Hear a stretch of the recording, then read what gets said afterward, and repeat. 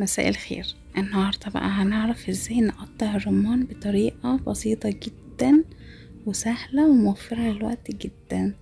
هنجيب الرمانة كده من عند البوزة اللي فوق دي وهنقطعها من تحت شوية مش من على الحرف زي ما احنا شايفين. وهنشيل بقى اللي هي زي الطاقية اللي فوق دي، وهنشوف بقى الفواصل فين.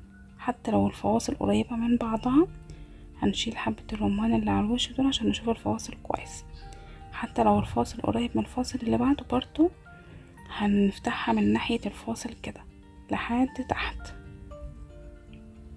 شايفين كده لحد ما نوصل لتحت.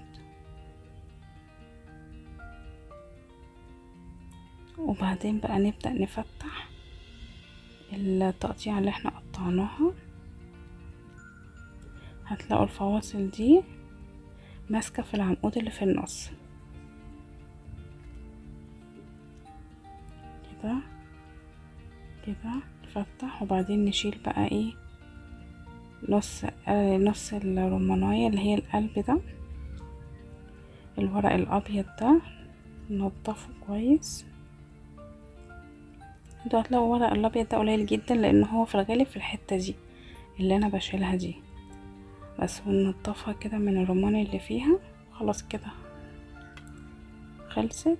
نقلبها بقى على وشها بأي حاجة بقى عندك، سكينة بمعلقة خشب اي حاجة، وتخبطي بقى على الرمانة كده لحد ما تخلصي كل الرمان اللي فيها. هتلاقيها فضيت معاكي خالص بكل سهولة ومن غير اي عذاب. بصراحة انا عارفة ان الرمان ارخم حاجة في تقشيره، انا عن نفسي بصراحة بستثقله جدا علشان التقشير، بس بعد الطريقة دي بصراحة مبقتش اشيل همه خالص.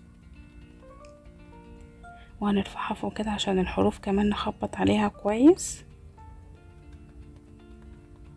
هتقعدي بقى تخبطي عليها كده لحد ما تلاقيها فضيت معاكي كلها. بصوا شايفين اهي فضيت اهي، فيها حاجات بسيطة جدا ممكن تشيليها بايدك، او لو خبطتي عليها برضو تاني هتنزل معاكي بكل سهولة.